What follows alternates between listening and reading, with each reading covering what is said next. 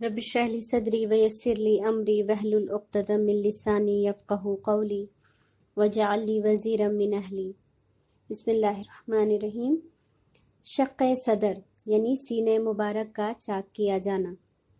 حضرت انس بن مالک رضی اللہ عنہ سے مروی ہے کہ آپ نے اس واقعے کی تفصیل اس طرح بیان کی کہ آپ بچوں کے ساتھ کھیل رہے تھے، حضرت جبرائیل علیہ السلام تشریف لائے، ان کے ساتھ ایک اور فرشتہ تھا۔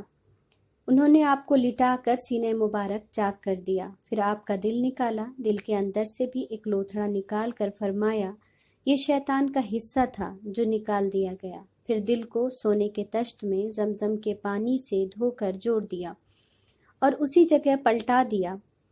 حضرت انس کہتے ہیں میں آپ کے سینے پر سلائی کا نشان محسوس کرتا تھا۔ آپ نے مزید فرمایا ہر ابن آدم کو جس دن اس کی ماں اس کو جنتی ہے شیطان چھوتا ہے سوائے مریم اور ابن مریم کے، یعنی مریم علیہ السلام اور عیسیٰ علیہ السلام کے۔ صحیح بخاری کی حدیث ہے یہ۔ اس واقعے میں جو بات قابل غور ہے وہ یہ ہے کہ سینہ مبارک چاک کرنے کے لیے سارا سامان یعنی آلۂ کار اور سرجن آسمان سے آئے تھے، لیکن سینے کو دھو کر صاف کرنے کے لیے جس پانی کا استعمال کیا گیا وہ زمین کا سب سے مبارک اور شفا یاب پانی زمزم تھا۔ ہے نا قابل توجہ بات؟ یہ عمل فرشتوں کے ذریعے کیا گیا تھا، اس لیے دل میں جب غلط خیال قبضہ کرنے لگے، دل پر شیطان کا حملہ تیز ہو جائے تو زمزم کے چھینٹے اللہ کا نام لے کر مار لیا کریں، اس امید کے ساتھ کہ یہ ہمارے دل سے شیطان کے حصے کو دھو دے گا انشاءاللہ۔ استاذہ کہتی ہیں کہ اس کا استعمال جن کی ہارٹ سرجری ہونے والی ہو ان کے سینے پر بھی کر دینا چاہیے تاکہ ان کو بھی اس کی برکت حاصل ہو جائے۔ بلا شبہ زمزم میں شفا ہے اور یہ زمین پر اللہ کی ایک عظیم نشانی ہے۔ پانی غیر معمولی ہے کیونکہ رب نے اسے غیر معمولی بنایا ہے، تو تمام تعریف اس رب کائنات کے لیے جس نے ہمیں زمین میں اپنی بیش قیمتی نعمتیں عطا کی۔ سبحان اللہ۔ رسول اللہ صلی اللہ علیہ وسلم کا قول مبارک ہے شیطان عام طور پر صدور تک آتا ہے یعنی سینے تک، یہیں پھونک مارتا ہے اور وسوسہ ڈالتا ہے، دل کو جا کے نہیں پکڑتا، لیکن جس کے دل پر وہ قبضہ کر لیتا ہے پھر اس کے دل کی کیفیت اکثر بدل جاتی ہے۔ ایسا دل اللہ کی یاد، اللہ کی مجلس میں نہیں لگتا۔ اس کا تجربہ ذاتی طور پر ہم ہر روز جتنی ہماری عمر ہے ہم کرتے رہے ہیں۔ شیطانی وسوسے دل میں آتے ہیں، بری باتیں، بری سوچ ہمارے اندر آتی ہیں، لیکن جتنی بھی اللہ کی محبت ہمارے اندر ہوتی ہے اسی تیزی سے ہم اس بری سوچ کو ذہن سے جھٹکتے ہیں کہ یہ میں کیا سوچ رہی ہوں۔ اللہ تو دلوں کا حال بھی جانتا ہے اور ہم اس غلط سوچ پر اللہ کی رحمت سے عمل کرنے سے بچ جاتے ہیں، لیکن یہ تبھی ممکن ہے جب ہم اپنے دل میں اور ذہن میں اللہ کی یاد، اللہ کے ذکر کی شمع روشن رکھیں۔ زبان، آنکھیں، کان، ہر ایک کا رشتہ دل سے جڑا ہے۔ آنکھیں جو دیکھتی ہیں دل کو ہی وہ اچھی یا بری لگتی ہیں، کان جو سنتے ہیں دل ہی اس کی صحیح اور غلط ہونے کی تصدیق کرتی ہیں، اور زبان تو ہمارے دل کی بہترین ترجمان ہوتی ہے۔ ہم کتنا بھی اس پر بناوٹ کے تالے لگا لیں، ایک نہ ایک دن ہم خود کہتے ہیں کہ دل کی بات زبان پر آ ہی جاتی ہے۔ تو اتنا گہرا رشتہ ہے دل کا جسم کے ہر حصے سے۔ اب جب کسی کا دل اللہ کی بات سننے میں نہ لگے، دینی مجلس میں سر درد ہونے لگے، ایسے انسان سے خواہ مخواہ چڑ ہونے لگے جو اللہ اور اس کے رسول کی باتیں کرتا ہو، تو سمجھ جائیں کہ ہمارا دل بیمار ہو گیا ہے، اس کو علاج کی ضرورت ہے۔ رسول اللہ صلی اللہ علیہ وسلم کے دل سے وہ حصہ نکالنے کے لیے ان کی اس زمانے میں ہارٹ سرجری کی گئی۔ کیا اللہ ان کو اسی طرح نہ پیدا کر سکتا تھا بغیر دل کے اس شیطان کے وسوسہ ڈالنے والے حصے کے؟ وہ اس کو ان کے اندر رکھتا ہی نہیں، لیکن اللہ نے رکھا بھی اور ایک تکلیف دہ مرحلے سے اپنے محبوب کو گزارا بھی، اور اسے اس تکلیف دہ مرحلے سے گزار کر پھر اس حصے کو نکلوایا، حالانکہ آپ کا دل بیمار بھی نہ تھا۔ تو معزز قارئین، ہمارا دل تو بیمار دل ہے، اس کی صفائی بھی ایک مشکل ترین تکلیف دہ مرحلہ ہے۔ اس میں تکلیف ضرور ہوگی، ظاہر ہے وہ چیز جو ہماری فطرت، ہمارے خواہش کا حصہ ہے، اسے جسم سے الگ کرنے میں تکلیف تو ہوگی، اور اتنی ہی ہوگی جتنی سرجری میں ہوتی ہے۔ وہاں جسم کٹتا ہے، یہاں ضربیں روح پر لگیں گی۔ اپنی تمام غلطیوں، تمام کوتاہیوں کو دور کرنا ہوگا، خواہ چھوٹی ہو یا بڑی، اور دل کو اس پانی کے قطرے سے دھونا ہوگا جو رب کو زمزم سے بھی زیادہ محبوب ہے۔ یقیناً آپ سمجھ گئے ہوں گے، شرمندگی اور اللہ کی محبت کو حاصل کرنے کے لیے بہائے گئے آنسو۔ انشاءاللہ ہمارے دل سے تمام حسد، جلن، لوگوں کی کڑوی باتوں کا درد، ان کے برے رویے، سارے احساس کو دھو کر ہمیں ایک تازہ، صاف، شفاف اور صحت مند دل عطا کرے گا، جس میں قناعت ہوگی، صبر ہوگا، اور اپنے رب کا شکر، اور اس شکر کے عوض ڈھیر سارا سکون ہمارا مقدر ہوگی انشاءاللہ۔ ہاں تو معزز قارئین، اپنے دل کی صفائی میں ہم بہت آگے نکل آئے۔ سیرت کے ان بہترین روشن اسباق سے رفتہ رفتہ انشاءاللہ ہمارے دل صحت یاب ہو جائیں گے، اللہ سے مجھے ایسی امید ہے۔ ہاں تو آگے حلیمہ کہتی ہیں، بچے دوڑ کر میرے پاس آئے اور کہنے لگے ہمارے بھائی کو کسی نے قتل کر دیا۔ میں اور میرے شوہر بھاگ کر اس کے پاس گئے، دیکھا تو اس کا رنگ اترا ہوا تھا، لیکن وہ سلامت تھا۔ میں نے اسے گلے لگایا اور پوچھا، میرے لال تجھے کیا تکلیف ہوئی ہے؟ اس نے جواب دیا، سفید لباس میں میرے پاس 2 آدمی آئے، انہوں نے مجھے لٹا دیا اور میرا سینہ چاک کیا، اس میں سے کچھ نکالا اور دھو کر سینہ دوبارہ سل دیا۔ حلیمہ اور ان کے شوہر نے آس پاس دیکھا، نہ کوئی خون، نہ آدمی۔ بہت بار بچے کو پیار سے پوچھا، لیکن وہ اپنے بیان میں کوئی تبدیلی نہیں کر رہے تھے۔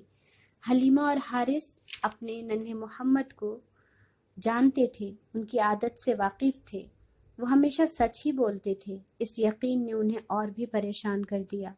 انہیں یہ خوف ستانے لگا کہ کہیں یہ کسی سحر یا جادو کا اثر تو نہیں، ان کے رضائی بیٹے پر کسی نے جادو تو نہیں کر دیا۔ یہ آمنہ کی امانت تھی، اس آمنہ کی جس کے پاس محمد کے سوا اور کوئی سہارا نہ تھا۔ حلیمہ جس بچے کو اتنے اصرار سے ساتھ لائی تھی، اب جلد از جلد اسے اس کی ماں کو سونپ دینا چاہتی تھی، مبادا کہیں امانت میں کوتاہی نہ ہو جائے۔ لہٰذا حلیمہ ایک بار پھر محمد کو لے کر مکہ جا رہی تھی۔ راستے میں ارادہ کیا کہ آمنہ سے کچھ نہ بتاؤں اور محمد کو واپس کر دوں، لیکن جب آمنہ کے گھر پہنچی تو سادہ طبیعت آمنہ سے یہ واقعہ چھپا نہ سکی۔ ظاہر ہے جس عورت نے ان کی محبت بھرے اصرار پر اپنا جگر گوشہ انہیں سونپ دیا تھا، وہ ان کو کیسے دھوکے میں رکھ سکتی تھی۔ بالآخر انہوں نے پورا واقعہ آمنہ کو سنا دیا اور اپنے خوف کا اظہار بھی کیا، یعنی جادو اور سحر کا۔ آمنہ نے یہ کہہ کر حلیمہ کا ڈر دور کر دیا کہ دوران حمل میں نے بہت سے ایسے احساسات کو محسوس کیا جس سے مجھے یہ یقین ہے کہ میرے منع کا مستقبل عظیم الشان ہے۔ آپ خوف نہ کریں، اور اب میں اپنے لال کو اپنے پاس ہی رکھوں گی، آپ بے فکر ہو کر جائیں۔ حلیمہ آمنہ کی تسلی سے مطمئن ہو گئیں اور بنو سعد واپس چلی گئیں۔ اس واقعے کے بعد آپ صلی اللہ علیہ وسلم مکہ ہی میں رہے۔ ماں کی ممتا، دادا کی محبت، چچاؤں، پھوپھیوں، رشتہ داروں کے سائے تلے محمد صلی اللہ علیہ وسلم پروان چڑھنے لگے۔ اپنی نیک فطرت اور تہذیب کی بدولت رشتہ دار بچوں میں بھی ہر دل عزیز تھے، بالخصوص حمزہ اور صفیہ کو آپ سے حد درجہ محبت تھی۔ یہ آپ کے چچا اور پھوپھی تھے، عبد المطلب کی اولاد، لیکن حالہ سے، وہی حالہ جن کی شادی عبد المطلب سے اسی دن ہوئی تھی جس دن آپ کے والدین کی۔ باپ کی جانب سے وہ دونوں آپ کے چچا اور پھوپھی تھے، لیکن ماں کی جانب سے خالہ زاد بھائی بہن۔ حضرت حمزہ رضی اللہ عنہ آپ سے کچھ ہی بڑے تھے اور صفیہ چھوٹی تھی۔ اس طرح مزید 2 سال گزر گئے۔ محمد صلی اللہ علیہ وسلم اب 6 سال کے تھے جب حضرت آمنہ نے یثرب یعنی مدینہ جانے کا ارادہ کیا، وہی یثرب جہاں عبداللہ دفن تھے۔ وہ اپنے بچے کے ساتھ مرحوم شوہر کی یاد وفا میں قبر کی زیارت کرنا چاہتی تھی۔ حضرت آمنہ کا یہ سفر بھی اپنے شوہر سے بے پناہ محبت کا گواہ ہے۔ عبد المطلب کو جب اس بات کی اطلاع ہوئی تو وہ ساتھ ہو لیے۔ ظاہر ہے جوان بیوہ بہو کو اکیلے کیسے جانے دیتے، وہ بھی چہیتے عبداللہ کی شریک حیات اور محمد صلی اللہ علیہ وسلم کی ماں۔ حضرت آمنہ کے ساتھ ان کی لونڈی ام ایمن بھی تھی۔ یہ چاروں 500 کلومیٹر کی مسافت طے کر کے مدینہ پہنچے۔ عبد المطلب اپنے ننیحال بنو نجار میں ٹھہرے۔ حضرت آمنہ نے اپنے بیٹے کو باپ کے قبر کی زیارت کروائی۔ کسی بھی عام بچے کے لیے جتنا تکلیف دہ ہوگا اپنے باپ کے قبر پہ جانا اور اس یتیمی کے احساس کو حقیقی معنوں میں محسوس کرنا، اس سے بھی زیادہ ہی محسوس کیا ہوگا ہمارے رسول نے، کیونکہ وہ تو بچپن ہی سے بہت حساس تھے۔ اس لیے رب کے حکم اور کچھ اپنی یتیمی کا احساس ساری زندگی یتیموں کی دلدہی کرتے رہے اور امت کو بھی اس کی تلقین کرتے رہے۔ آپ نے اپنی ماں کے ساتھ یثرب میں 1 مہینہ قیام کیا۔ یہیں آپ نے بنو نجار کے قبیلے کے ایک تالاب میں تیراکی سیکھی۔ اب آمنہ نے واپسی کا ارادہ کیا۔ شوہر کی قبر کی زیارت اور ان کی جدائی کے احساس نے آپ کو بیمار کر دیا۔ ابھی واپسی کے سفر پر روانہ ہی ہوئی تھی کہ راستے میں بیمار ہو گئی۔ مجبوراً عبد المطلب کو قافلے کا ساتھ چھوڑنا پڑا۔ مقام ابوا میں پڑاؤ ڈالا، بیماری نے شدت اختیار کر لی اور مقام ابوا جو یثرب سے زیادہ دور نہ تھا انتقال کر گئیں، سو وہیں دفن کر دی گئیں۔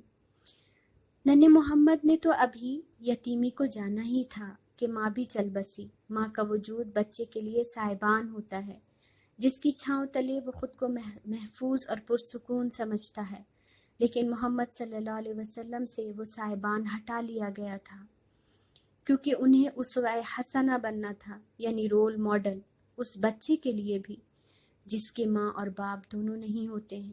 بوڑھے دادا ننھے محمد کو اپنے بیٹے کی قبر کی زیارت کے لیے لائے تھے۔ بیٹے کی قبر کی زیارت نے دل میں سارے زخم تازہ کر دیے تھے، لیکن اطمینان تھا کہ بیٹے کی نشانی ان کے پاس ہے۔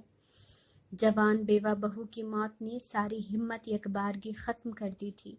محمد صلی اللہ علیہ وسلم انہیں دل و جان سے عزیز تھے۔